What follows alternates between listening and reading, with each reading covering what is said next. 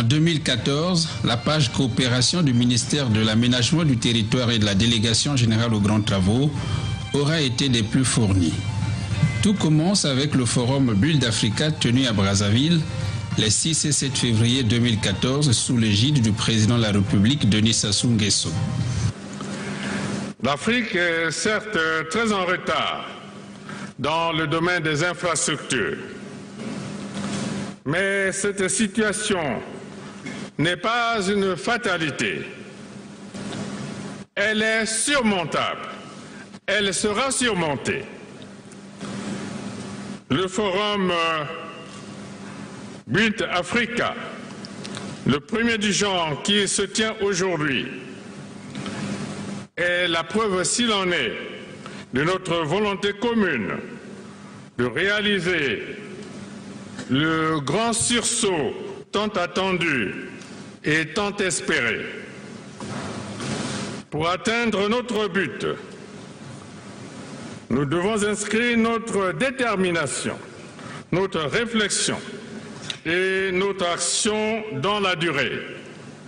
Voilà pourquoi le Congo s'engage à organiser tous les 2 ans le forum Build Africa, ici à Brazzaville, pour nous permettre de continuer à agir ensemble dans la même ambition et la même ardeur.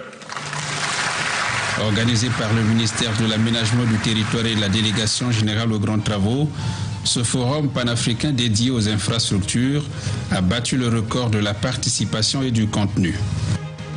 Des experts en ponts, chaussées, bâtiments, architecture et d'autres domaines du BTP ont échangé dans la capitale congolaise 2 jours durant pour planter le décor de ce qui deviendra pratiquement une institution en matière des infrastructures en Afrique.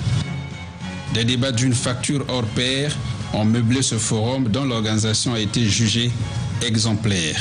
L'Afrique, nous reconnaissons des difficultés. Les difficultés, c'est l'effort que les États africains doivent faire dans le cadre de la sous-région pour la libre circulation des personnes et des biens. Ça, c'est un effort. Certaines régions du continent ont déjà fait cet effort-là. Nous, en Afrique centrale, on a encore quelques efforts à faire, mais le président de la République du Congo, le président Denis Sassou Nguesso, est un fervent défenseur de l'intégration sous-régionale.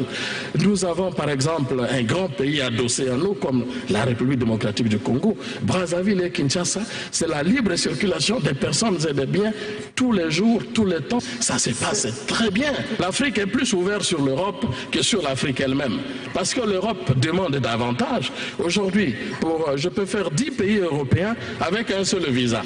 Vous voyez? Mais un Américain, par exemple, il peut faire toute l'Afrique même sans visa. Il va aller en Afrique du Sud, il passe, il vient au Congo, il passe. Même quand les visas sont instaurés, on le lui donne à l'aéroport. Vous voyez? Mais nous, on ne peut pas le faire pour nous. Donc nous voulons que cette circulation des personnes et des biens dans le monde se fasse en tenant compte qu'il n'y a pas de continent en marge. Le forum Build Africa, dont la 2e édition aura lieu en 2016, toujours sous la tutelle du président Denis Sassou Nguesso, a permis aux différents partenaires de sceller une série d'accords à caractère économique. Le Congo, par exemple, s'en est tiré avec une bonne dizaine d'accords, au nombre desquels l'accord pour le financement du barrage hydroélectrique de Sounda avec la Société financière internationale, une filiale de la Banque mondiale. L'accord pour l'assistance en matière de construction des routes entre le Congo et le Royaume du Maroc, l'accord dans le domaine des télécommunications avec la République du Gabon. Il est nécessaire d'organiser de tels événements. Pourquoi? Parce qu'on réunit dans un espace donné, dans un temps très court, tous ceux qui facilitent la possibilité pour un État d'acquérir ces infrastructures lourdes qui ont ces infrastructures 2 aspects. Le premier aspect, c'est leur complexité de réalisation. C'est difficile de faire des grandes infrastructures, des grandes routes, des ports, des aéroports, de la fibre optique. Donc il faut concentrer l'énergie dans un espace très restreint. Le deuxième aspect, c'est que tous les décideurs de la chaîne sont présents. Il y a les gouvernants, ceux qui décident, qui fixent la stratégie. Il y a les administrations et structures d'exécution qui sont présentes. et donc qui donne les dimensions techniques à ces projets. Et il y a enfin les investisseurs privés. Et tous ceux qui, susceptibles de comprendre l'opportunité d'investir dans un projet porteur. Donc le Build Africa avait cette fonction, c'est de mettre ensemble tous les décideurs de la chaîne pour que nous passions très rapidement du rêve de l'infrastructure à sa réalisation effective par une mise en route opérationnelle.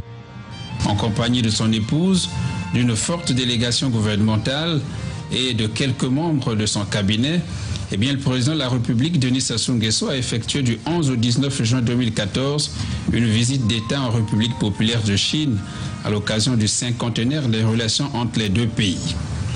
Le ministre Jean-Jacques Bouya a fait partie de ce périple d'État qui a conduit le président de la République à Pékin, Shenzhen, Guangzhou, Yangzhou et à Shanghai. Le ministre Jean-Jacques Bouya a participé à la présentation des opportunités d'affaires et d'investissement au Congo organisée par la délégation congolaise dans la ville de Shenzhen. Il s'agissait pour lui de présenter les opportunités d'affaires dans le domaine des infrastructures après avoir exposé sur les acquis en présence au Congo-Brazzaville dans son domaine de compétences. De la réunion des experts et des ministres des deux pays, le 9 et 10 juin 2014, dans le cadre de la 9e commission mixte de la coopération Congo-Chine, jusqu'à la signature des accords de coopération en passant par la réception en fanfare du président Denis Sassou Nguesso, le ministre Jean-Jacques Bouya a participé activement à toutes les étapes de la mission. Justement, à propos de cette mission, les observateurs laissent entendre que le 13e voyage du chef de l'État congolais Denis Sassou Nguesso en Chine est l'un des plus fructueux au regard de la moisson que voici. Un accord relatif à l'exemption des visas pour les détenteurs de passeports diplomatiques et de services dans les deux sens, une lettre d'échange relative au projet de construction du nouveau siège du Parlement à Brazzaville, 2 accords de coopération économique et technique, l'un relatif à un prêt sans intérêt d'un montant de 100 millions de yuan et l'autre relatif à un don du même montant. Toujours au chapitre des accords, il y a aussi le protocole d'exécution de l'accord de coopération culturelle pour les années 2014 et 2016. Le mémorandum d'entente entre le gouvernement de la République du Congo et la Banque d'import-export de Chine relatif à la réalisation des projets d'infrastructure. Le ministre Jean-Jacques Bouya a aussi accompagné le président de la République, Denis Sassou Nguesso, dans 2 sommets d'importance aux États-Unis d'Amérique. Il s'agit notamment du sommet US-Africa de Washington en août 2014 et de l'Assemblée générale des Nations unies à New York en septembre de la même année. C'est à cette occasion qu'il a obtenu la signature de la Convention pour le financement du barrage hydroélectrique de Sounda avec la Société financière internationale. Il s'agit là d'un des extraits du forum Build Africa dont les détails sont à lire dans notre site internet.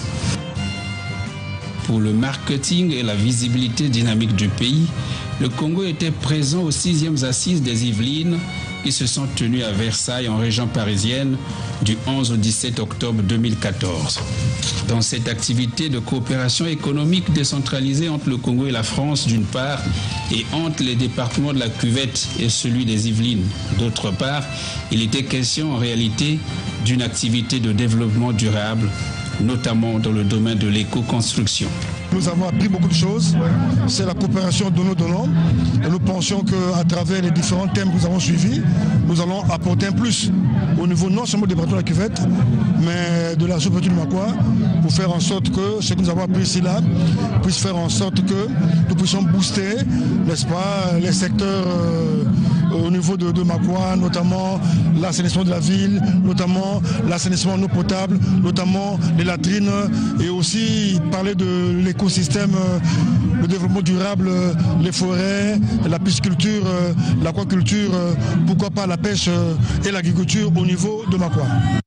Le ministère de l'Aménagement du Territoire et de la Délégation générale aux grands travaux a participé activement à ces assises à travers une forte délégation d'experts aux côtés d'autres experts des ministères et collectivités locales impliquées. La rencontre des Yvelines aura été l'occasion d'échanges d'expériences entre les partenaires et de faire le point de la coopération décentralisée entre le Congo et la France. Une belle opportunité pour les opérateurs économiques d'aller à la rencontre des opportunités en donnant et en recevant avec les personnes de département impliquées dans la construction et le développement durable. En Afrique, ils ont d'autres partenaires, à savoir le Mali, le Burkina Faso, le Sénégal, le Bénin, je crois. Et tous les autres sont passés, il ne restait plus que nous. Et c'est ainsi que cette année, ils ont pensé nous intéresser à leurs assises. Il s'agit des 6e. Et en même temps, ces assises constituent la boucle de cette affaire, la boucle comme telle, parce que nous sommes les derniers à avoir pris part aux assises. Et donc c'est pour nous un réel plaisir que de boucler quelque chose qui a été enclenché en amont par les autres. Voyez-vous, nous avons donc saisi de l'opportunité pour faire le marketing de notre département. Et l'idéal serait donc que tout le monde se rue vers le département de la Cuvette, d'autant plus que toutes les conditions sont quasiment réunies, de sorte que les opérateurs économiques s'y investissent. À titre d'exemple de réussite de cette coopération, le Conseil général des Yvelines a conclu des accords de partenariat avec les collectivités locales étrangères, dont celle du département de la Cuvette au Congo-Brazzaville en 2009, qui a abouti entre autres à la mise en place d'un service d'entretien des infrastructures routières dans la ville de Wando, chef-lieu du département de la Cuvette, ainsi qu'un service de maintenance préventive des centres de santé. Toujours dans l'Hexagone, la ville de Paris a abrité les 29 et 30 octobre 2014 les 8e rencontres internationales des partenariats publics-privés, PPP. À la tête d'une forte délégation d'experts congolais, le ministre à la présidence de la République chargé de l'aménagement du territoire et de la délégation générale aux grands travaux, Jean-Jacques Bouya, a représenté le Congo, du reste désigné comme pays à l'honneur de l'activité en 2014. Les partenariats publics-privés en tant qu'outil d'aide au développement et à l'émergence méritent d'être pérennisés et mis en œuvre dans les pays en développement afin de susciter un investissement direct et créer des dynamiques de développement fortes. Le monde n'évolue jamais en vase clos et qu'un effort collectif, il faut le dire, en faveur d'une action publique ne manquera jamais d'attirer la sympathie de tant d'acteurs et d'observateurs. Et que finalement le développement de l'Afrique ne peut se concevoir sans le foisonnement des innovations.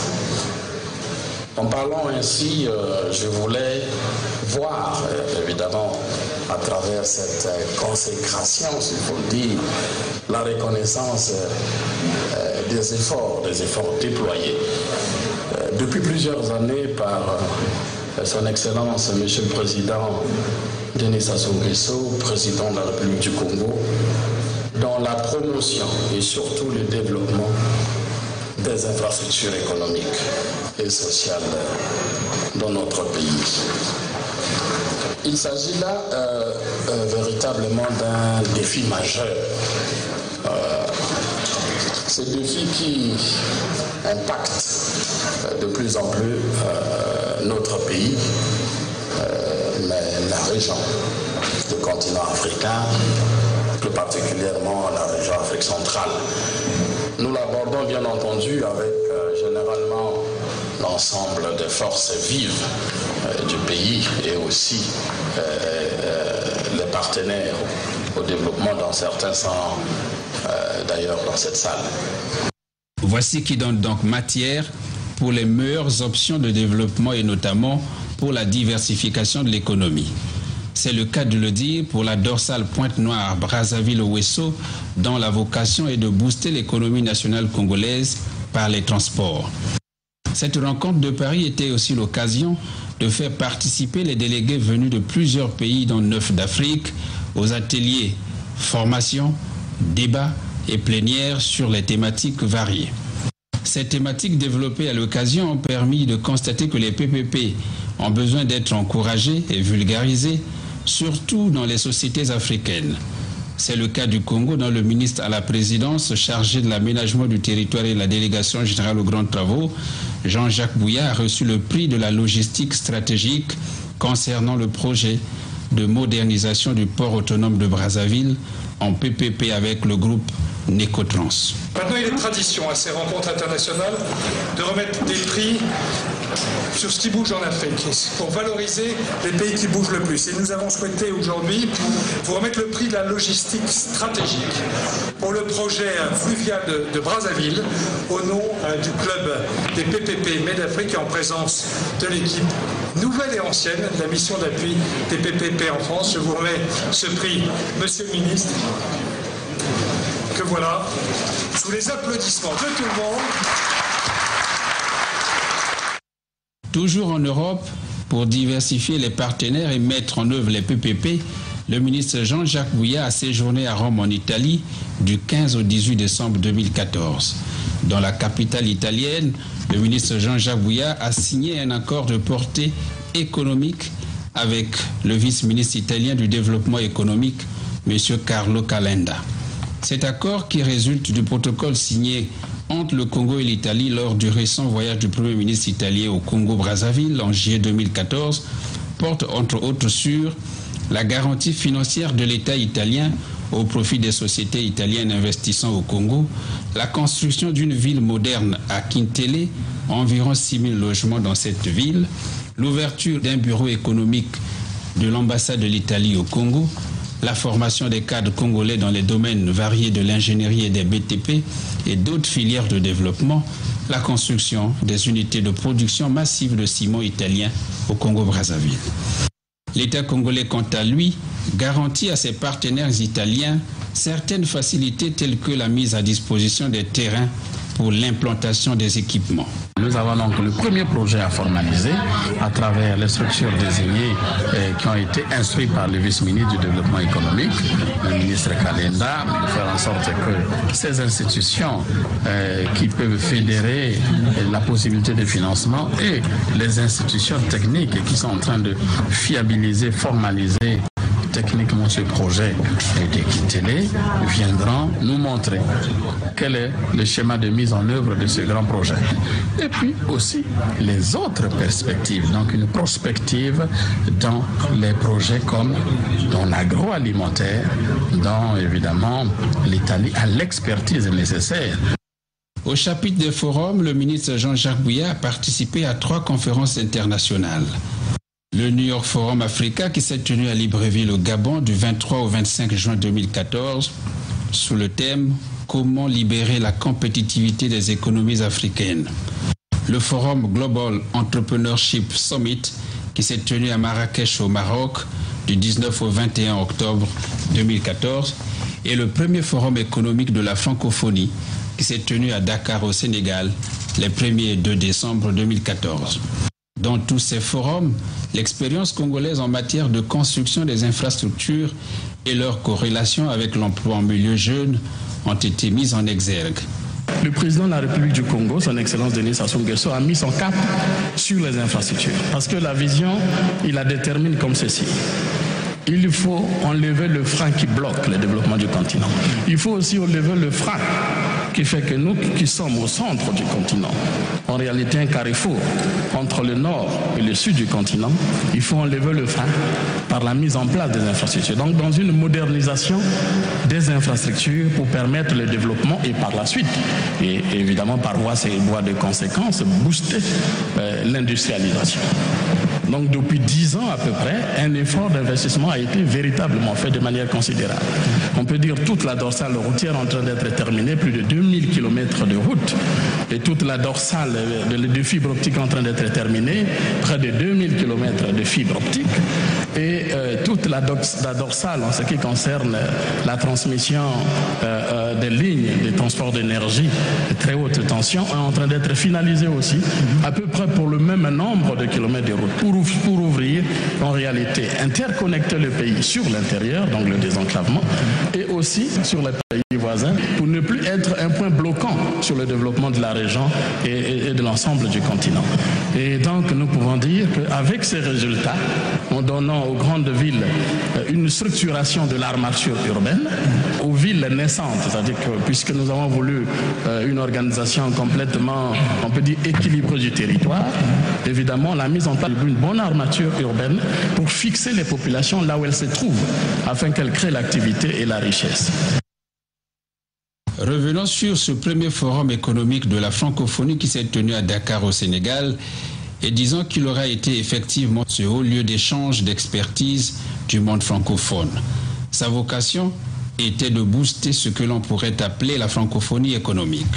La plus grande potentialité de notre espace régional et plus particulièrement de notre espace francophone, c'est les jeunes. Plus de 60% des jeunes ont moins de 30 ans. C'est une richesse. Elle devient richesse quand il y a la formation qualifiante appropriée pour permettre à chacun de participer au développement du pays. C'est ce qui se fait quand on a mis en place les ingrédients pour son développement qui sont les infrastructures. Mais de l'avis de tous, la francophonie économique rime bien avec les investissements. Et c'est là que le ministre Jean-Jacques Bouya, orateur en one-on-one avec le professeur Diong, a tétanisé l'auditoire par la présentation des opportunités d'investissement au Congo dans le domaine des infrastructures. Au chapitre de ce que l'on pourrait appeler à juste titre la diplomatie de l'aménagement et des grands travaux, en d'autres termes, les grandes audiences de l'année 2014, le ministre à la présidence de la République chargé de l'aménagement du territoire et de la délégation générale aux grands travaux a accordé son hospitalité tantôt sous forme d'audience, tantôt sous forme de séance de travail à plusieurs diplomates en poste au Congo. L'ambassadeur de Chine au Congo, l'ambassadeur de l'Italie, l'ambassadeur de Russie, le représentant résident du système des Nations Unies au Congo-Brazzaville, l'ambassadeur du Venezuela au Congo, l'ambassadeur de France au Congo. Sur toutes les latitudes, ces audiences se rapportent effectivement à un échange d'expériences pour la convergence d'idées qui aboutirait, à n'en point douter, à l'implication des sociétés ou entreprises de ces pays dans la dynamique de développement en cours au Congo-Brazzaville. Et l'expérience est bien concluante puisqu'elle commence à générer des fruits.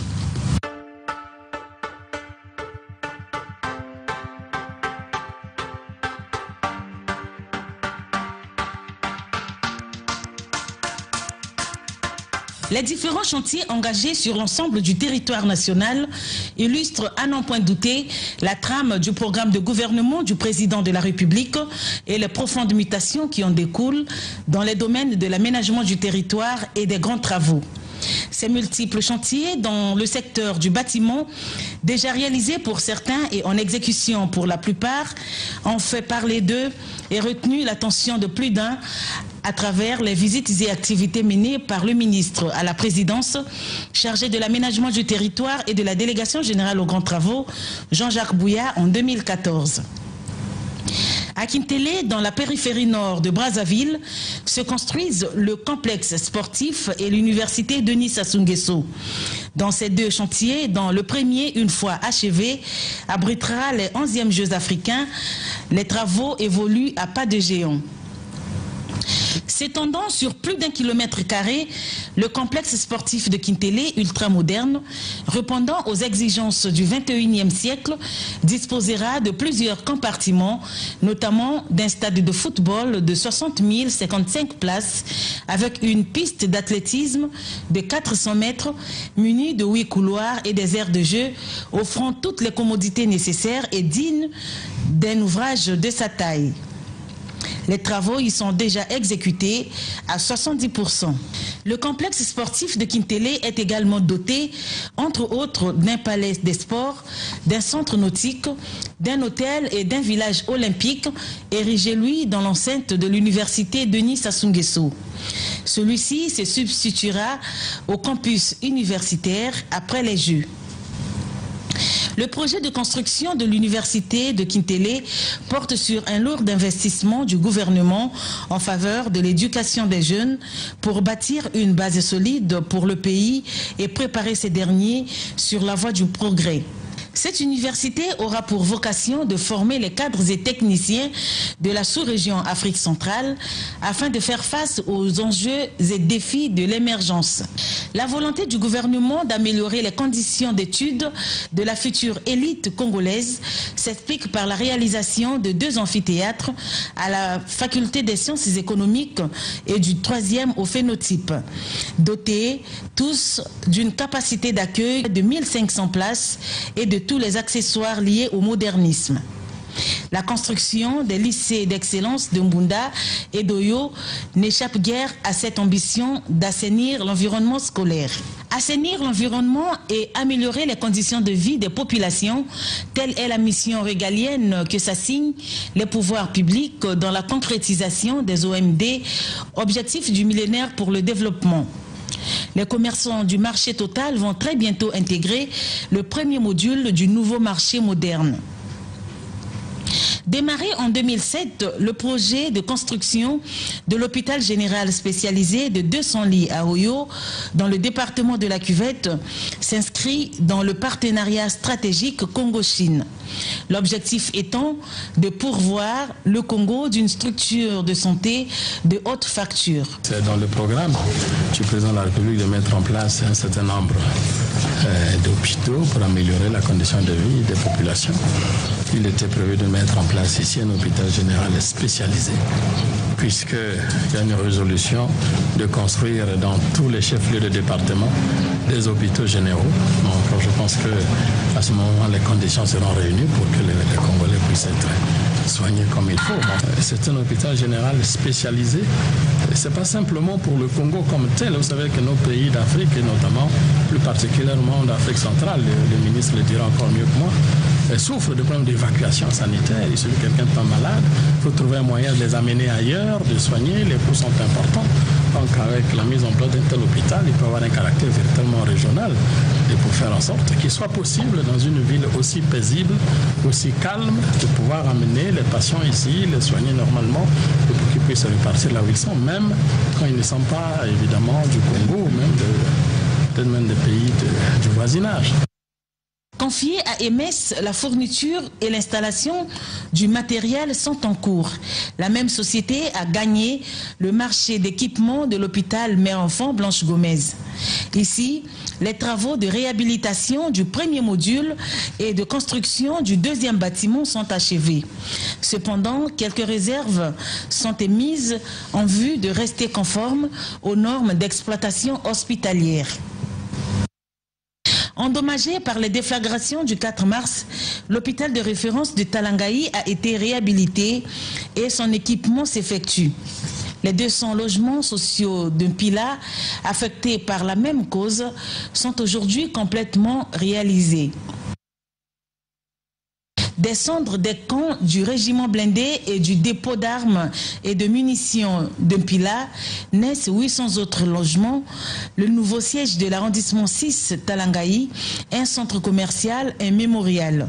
Le CG Gampo Lilou et le lycée de la Révolution sont en train d'être construits sur le même site. Au logement de Mpila s'ajoutent ceux du camp 15 août, dont la réception provisoire de l'ensemble des ouvrages a eu lieu en mai 2014.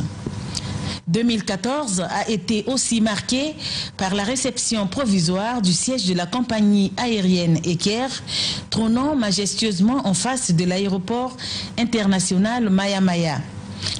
Les travaux de construction de ce joyau en forme d'œuf par l'arrière et de soucoupe à l'avant, de par son architecture, ont été exécutés par la société Huetec, alors que le contrôle de qualité a été assuré par Socotec. Parlant justement de l'aéroport international Maya Maya, après la mise en service en février 2014 du 2e module de son aérogare capable de traiter 1200 passagers par jour et dédié aux vols internationaux, les travaux des autres ouvrages relatifs au projet de modernisation et de réaménagement des installations terminales s'exécutent à un rythme soutenu. Il s'agit de l'hôtel de l'aéroport, de l'aéroclub, du pavillon présidentiel qui a bénéficié des études architecturales de Lufthansa. Lancés en décembre 2011 par le président Denis Sassou Nguesso, les travaux de construction du deuxième module de l'aérogare de l'aéroport international Antonio Agostinho Neto de Pointe-Noire respectent les délais contractuels. Cet ouvrage ajoutera un plus au paysage de la ville économique et permettra de croître le trafic aérien à ces niveaux. Un autre ouvrage dont les travaux ont considérablement évolué et qui va rehausser la physionomie de cette ville est le siège administratif du port autonome de Pointe-Noire. Au regard de la croissance de ses activités, cette structure est appelée à être nantie d'un siège à l'ampleur de sa tâche. À Brazzaville, les travaux de construction du siège du ministère de l'Intérieur et de la décentralisation confiés à l'entreprise San José ont déjà atteint un niveau d'exécution très avancé. Il s'agit de l'édification de 2 bâtiments parallèles de 10 étages chacun, reliés par 2 passerelles. Le gros œuvre s'impose déjà comme un véritable colosse à la place de la République. Située dans la périphérie nord de Brazzaville, à 40 km de la route nationale numéro 2, la zone industrielle et commerciale de Maluku est la concrétisation du deuxième volet du programme de gouvernement du président de la République consacré à l'industrialisation. Les 16 usines de fabrication de carreaux, des tôles galvanisées et ondulées, des tubes et tuyaux en PVC, de production des pièces mécaniques et de remotoulage, dont les essais techniques se sont avérés concluants, sont d'ores et déjà fonctionnels et leur mise en service n'est plus que question de temps. À travers ce grand complexe que vous avez vu, qui est déjà réalisé, on peut dire en totalité, il restera donc à mettre en œuvre les actions managériale pour rendre donc efficace cette structure. Pour ce qui nous concerne, nous sommes en train de ramener l'eau, nous sommes en train de ramener l'électricité et les conditions sont en fait créées pour que 2015 soit véritablement l'année qui propulse cette dynamique d'industrialisation de notre pays à travers ce grand site industriel. Ici, 16 usines, c'est 2000 emplois dans sa forme active, 2000 emplois. Donc on peut dire en moyenne entre 100 et 150 emplois par usine. Et les usines fonctionnent de manière indépendante. Donc si les conditions managériales telles qu'elles sont en train d'être mises en place par le ministère du Portefeuille et le ministère du Développement industriel se mettent en place, 2015 sera une année décisive qui va donc créer les conditions véritables de voir dans ce pays le Made in Congo à travers la structuration de filières. Filières de bâtiments, travaux publics, filières de l'électricité, filières de l'eau potable, puisque vous voyez, quand vous voyez les projets eau pour tous, vous allez dans les villages, vous voyez, il y a des réservoirs verts, jaunes et rouges, tout ça est fabriqué ici. Vous voyez, il y a des tubes galvanisés, des tubes PVC, ça et là, tout ça se fabrique ici. Vous voyez, c'est déjà un avant-goût qui montre que le Made in Congo peut faire en sorte que nous ayons la maîtrise de l'ensemble de la filière de BTP, de l'électricité et de l'eau potable. Donc c'est une appropriation véritablement nationale. Et d'ailleurs, le représentant spécial du secrétaire général l'a dit, qu'on ne peut pas aller vers les grandes choses si l'ensemble de la nation, à travers les entreprises locales, à travers ceux qui apportent l'expertise et ceux qui se qualifient de l'expertise, de pouvoir apporter, à s'approprier donc cette expérience nationale qui permettra de porter le pays et faire en sorte qu'il y a le Made in Congo pour servir non seulement le Congo, mais aussi le voisinage et même la sous-région et certainement au-delà. D'autres projets d'envergure en ce qui concerne le volet bâtiment viendront compléter au fur et à mesure l'armature d'équipement du pays en infrastructure. Allusion faite au projet de construction de la nouvelle ville à Kintélé, de la Cité de la Culture et du FESPAM, toujours à Kintélé, et des sièges de l'Assemblée nationale et du Sénat à Brazzaville.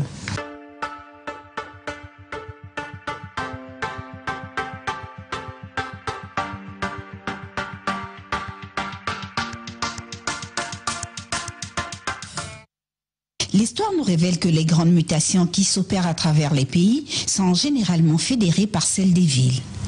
Pour peu que l'on vive à Brazzaville ou que l'on séjourne quelques moments dans l'un des 12 départements du pays, on s'apercevra de toute évidence que tout le Congo est en chantier. La délégation générale aux grands travaux, maître d'ouvrage délégué de l'État congolais, exécute sous la tutelle du président de la République Denis Sassou Nguesso des travaux de transfiguration et d'embellissement des villes et du pays entier en des cités coquettes et modernes. En ce qui concerne le volet infrastructure de transport, la dynamique de 2013 s'est encore poursuivie en 2014. Certaines routes sont construites et d'autres sont en cours de travaux dans la quasi-totalité de nos départements. On pourrait citer en exemple la route lourde Pointe-Noire-Brazzaville, dont le premier tronçon Pointe-Noire-Dolisie a été inauguré par le président de la République Denis Sassou Nguesso en décembre 2011, a reçu en 2014 la couche de redimensionnement à la norme T4. Les travaux sur son deuxième tronçon Dolisie-Brazzaville, qui s'étendent sur 375 km entre Dolisie et Brazzaville, se poursuivent. L'année 2014 a connu l'achèvement des travaux de la route Okoyo-Leketi, frontière du Gabon, sur 90 km. L'inauguration a eu lieu le 15 décembre 2014 par le président de la République, Denis Sassou Nguesso. Lancés en novembre 2011, les travaux de cette route ont été exécutés par l'entreprise chinoise China Machinery Equipment and Corporation, alors que le contrôle de qualité était assuré par l'entreprise allemande Fischner. D'un coût global de 46 milliards de francs CFA, financé dans le cadre du partenariat stratégique Congo-Chine. Le chantier a mobilisé au bout du compte une main-d'œuvre qualifiée et cosmopolite d'environ 766 agents composés de Congolais, Chinois et Allemands.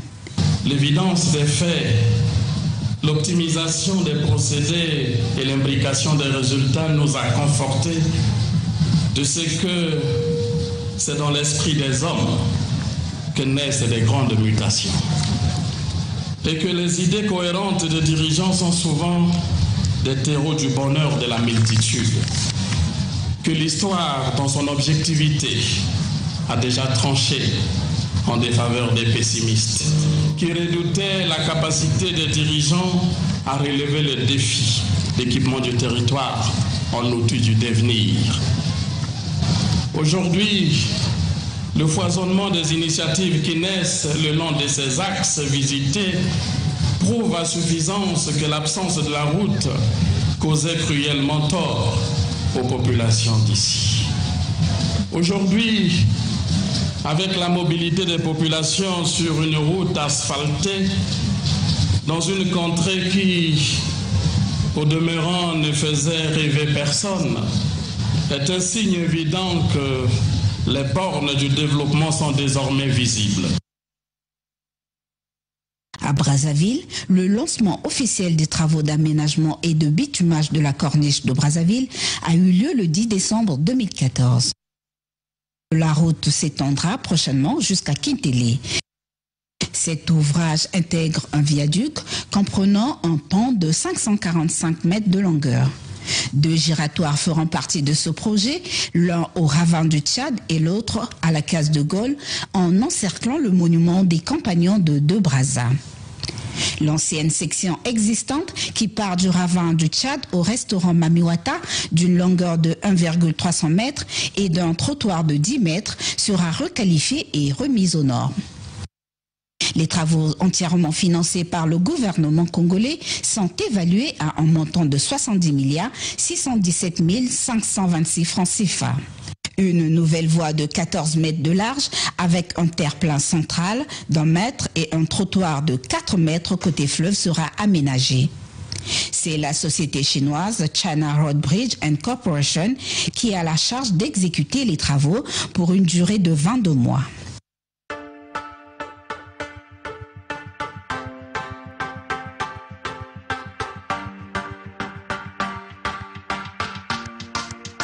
Les travaux de construction du viaduc et des accès menant au complexe sportif de Kintélé évoluent au rythme normal.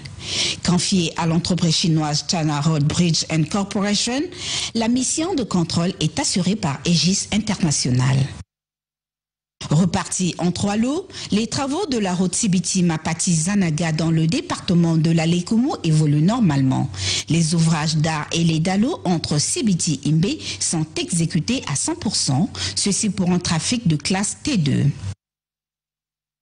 Lancé le 2 mars 2012 par le chef de l'État Denis Sassou Nguesso, les travaux du tronçon Mombili-Wesso ont atteint en 2014 81% d'exécution.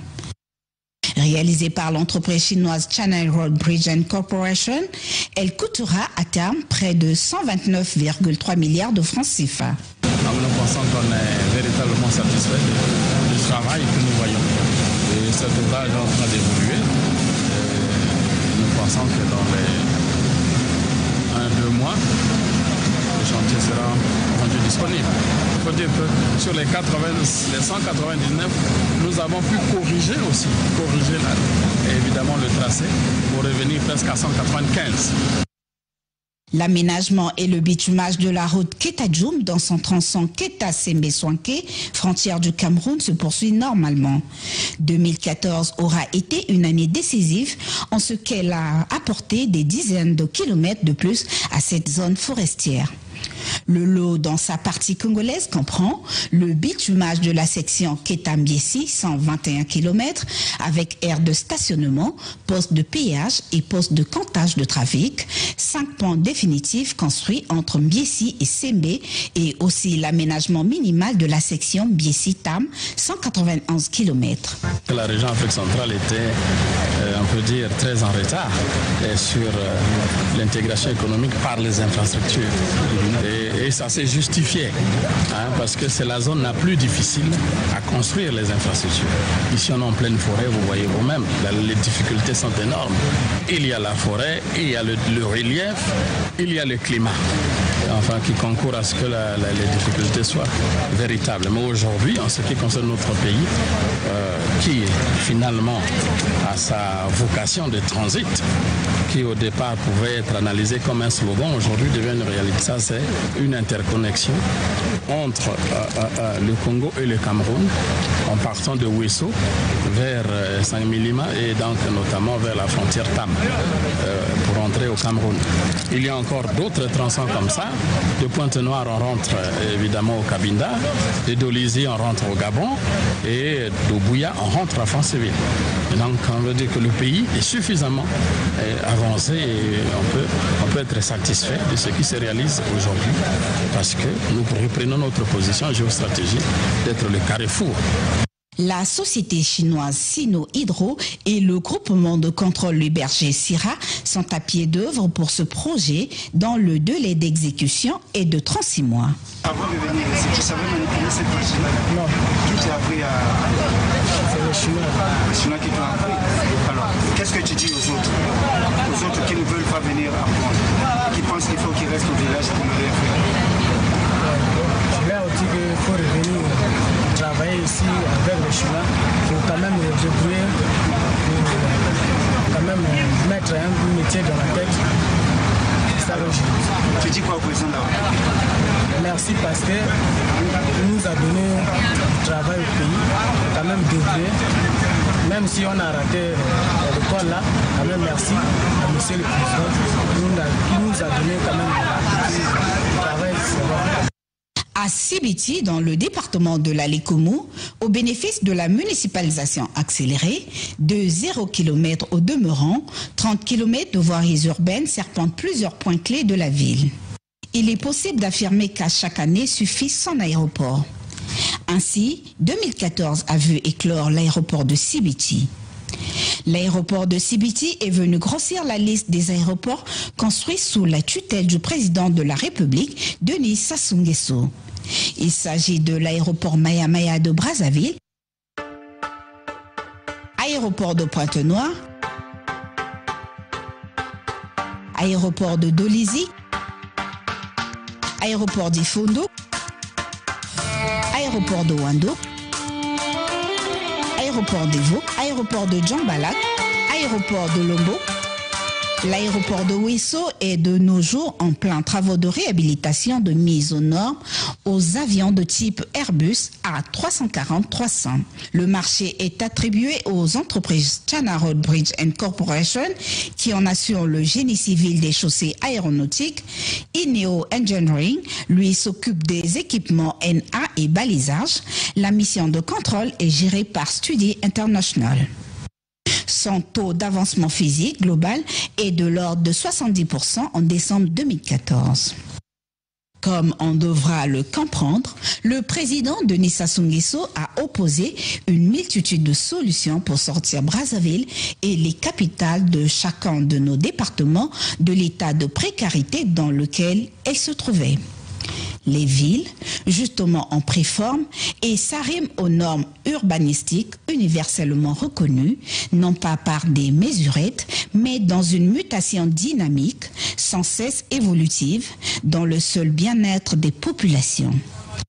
Un peu comme pour dire qu'un matin ou un soir à Brazzaville, ou dans une ville de notre pays, si vous vous engouffrez dans un embouteillage au détour de ces 1001 rues, comme il est malheureusement souvent le cas, il suffit de se souvenir que notre pays est en chantier.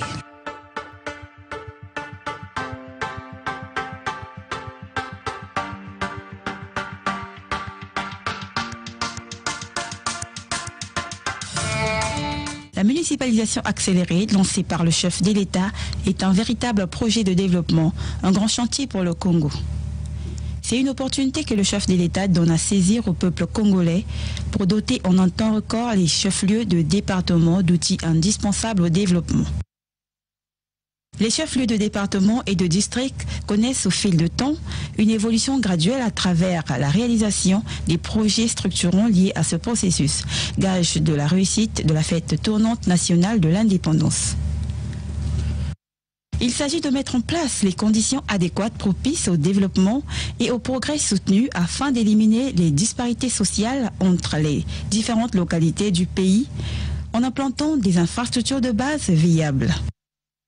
Après les plateaux, le département de la Lékoumou a brillé en 2014 de 1000 feux.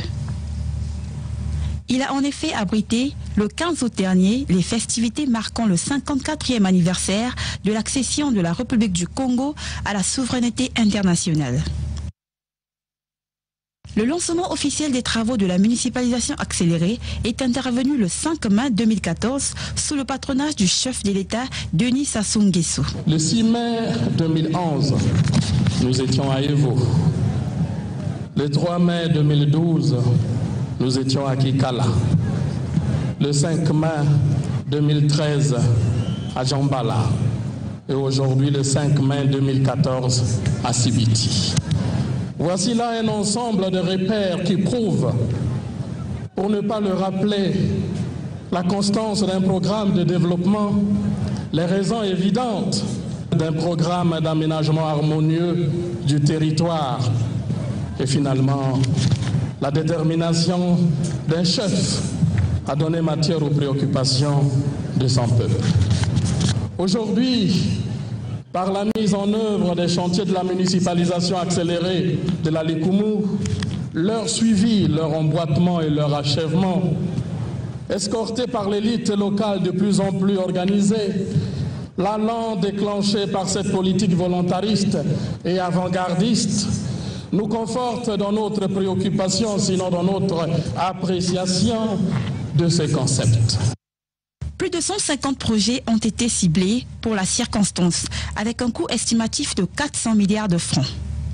Ces projets sont répartis en deux catégories. Certains sont dits aux grands travaux et d'autres préfectoraux. Cela au bénéfice des 5 districts du département, notamment Sibiti, Mayeye, Zanaga, Komono et Bambama. Sibiti, chef-lieu de ce département, situé à l'ouest du pays, à 320 km de Brazzaville, la capitale politique, et à 380 km de la capitale économique, Pointe-Noire, a connu une métamorphose sans pareille. En 2014, les bâtiments administratifs ont été construits, l'eau a jailli des robinets, et la capacité énergétique de la ville s'est augmentée avec l'installation de la centrale électrique, renforçant ainsi l'éclairage public et l'alimentation des ménages de la ville en ce produit. 30 km de voiries urbaines ont été bitumées et la fête a été belle à Sibiti, resplendissante et pleine de vitalité. Dans les années 2000, 2007, 2008, Sibiti n'était pas comme ça. Mais quand nous sommes en 2014, il y a changement à Sibiti. Là où il n'y avait pas l'eau, on a la facilité d'avoir l'eau parce qu'on a des pompes. Là, on a du courant. Là, on a des stades et puis on nous fait l'aéroport qui est tellement le meilleur aéroport dans le Poumon. On nous a construit une stade tellement magnifique. Je le dis bien, ça dépasse même le stade de l'Odyssée. Notons qu'en 2015, les projecteurs seront focalisés sur le département de la Sangha qui abritera le 55e anniversaire de la fête de l'indépendance. Un événement qui suscite beaucoup d'enthousiasme et ne cesse d'alimenter les conversations de l'homme de la rue à Ouesso. Le ministre à la présidence, chargé de l'aménagement du territoire et de la délégation générale aux grands travaux, a séjourné à Ouesso le 18 décembre 2014. S'en est sorti satisfait de l'état d'avancement des travaux. Nous avons montré le quadrillage de la ville par les projets de voiries urbaines qui vont jusqu'en bas, jusqu'à Langoko. Vous avez vu, les travaux sont en cours, sont en chantier.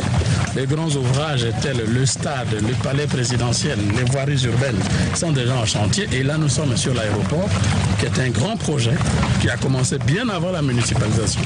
Parce qu'il s'agit ici de mettre un aéroport aux normes internationales pour faire que dans notre pays, nous ayons 4 aéroports internationaux pour les avions de toutes catégories. La référence, c'est le Boeing 747, c'est l'Airbus A340.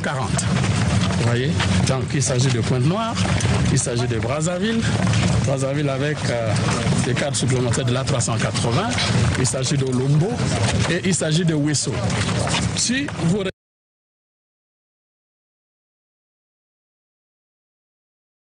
bien avec nous du point de vue géographique, puisque nous sommes là pour l'aménagement du territoire, aménager le territoire de manière équilibrée. Vous allez comprendre que les distances sont presque les mêmes. Pointe-Noire vers Brazzaville, vous avez autour de 500 km. Brazzaville vers Olombo, vous avez autour de 500 km. Et Olombo vers Ouesso, vous avez autour de 500 km. Ça permet de donner au territoire sa dimension réelle de développement de manière équilibrée. Au regard de tout ce qui se réalise, il faut affirmer que la fête sera belle à Ouesso, la capitale du cacao, comme il en a été dans les autres chefs-lieux ayant reçu cette expérience de municipalisation accélérée.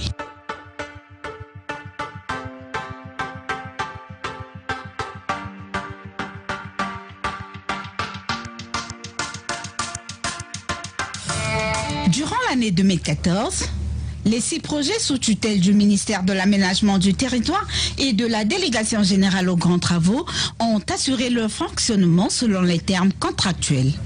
Dans l'ensemble, l'évolution est satisfaisante.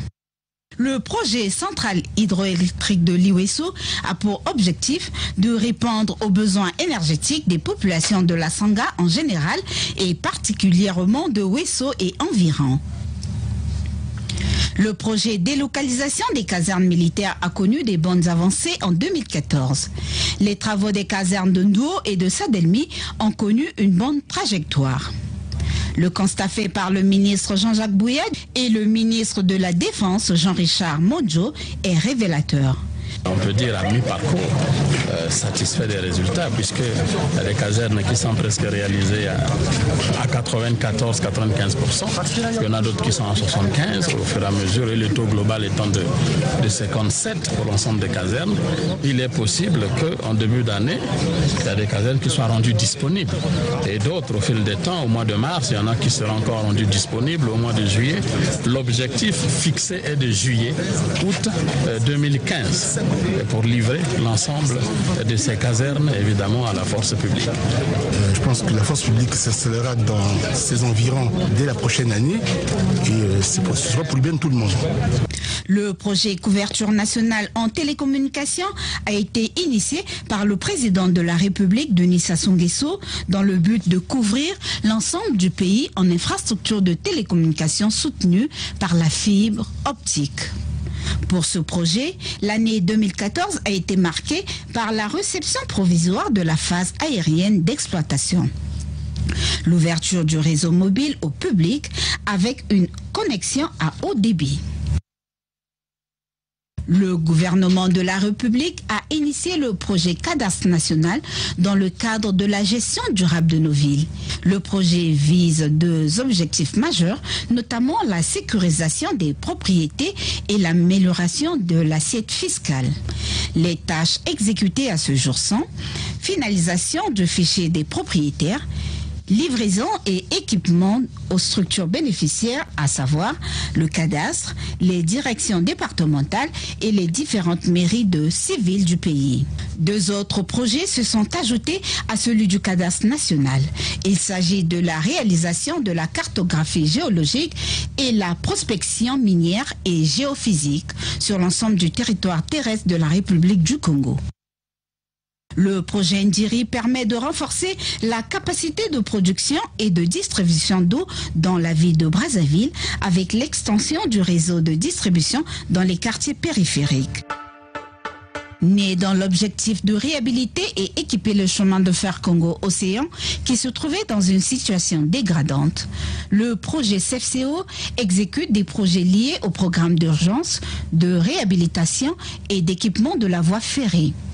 En 2014, le projet CFCO a pu réaliser 80% des travaux du tunnel lent, la réhabilitation de l'ancien tracé dans le Mayombe, l'acquisition de l'usine de traitement des traverses, réhabilitation de la ligne haute tension et de la ventilation du tunnel lent à 100% d'exécution, acquisition de la rame de voitures voyageurs.